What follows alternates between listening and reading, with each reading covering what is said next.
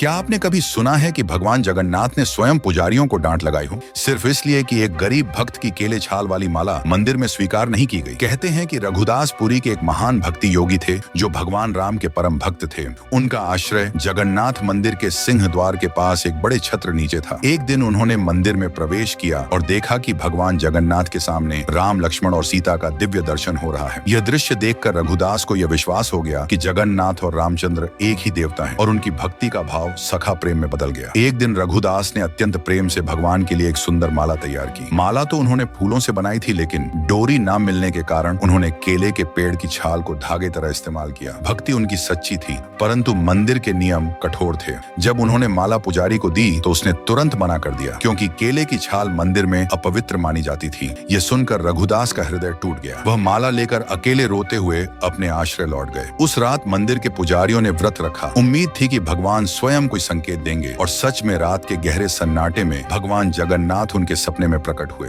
भगवान ने कठोर स्वर में कहा, तुमने रघुदास की माला ठुकराकर उसकी भक्ति का अपमान किया है। वह माला मेरे लिए सबसे प्रिय है, क्योंकि वह प्रेम से बनी थी, न कि नियमों से। वह इस समय घर में बैठा रो रहा है, भूखा प्यासा। जब तक उसकी माला मेरे गले में नहीं चढ़ाई जाती, तब तक मैं कोई पूजा स्वीकार नहीं करूंगा। सुबह होते ही पुजारी भागते हुए रघुदास के पास पहुंचे, उनके चरणों में गिरकर क्षमा मांगी और प्रेम पूर्वक माला मंदिर ले गए। जब वही माला जगन्नाथ के गले में अर्पित की गई, कहते हैं कि पूरे गर्भगृह में एक अद्भुत सुगंध और दिव्य प्रकाश फैल गया, मानो स्वयं भगवान ने अपनी प्रसन्नता प्रकट की हो। जगन्नाथ वही भगवान है जो सबसे पहले अपने छोटे भक्त मित्र के आंसू पोंछते हैं। इसलिए कमेंट में जरूर लिखना, जय जगन्नाथ।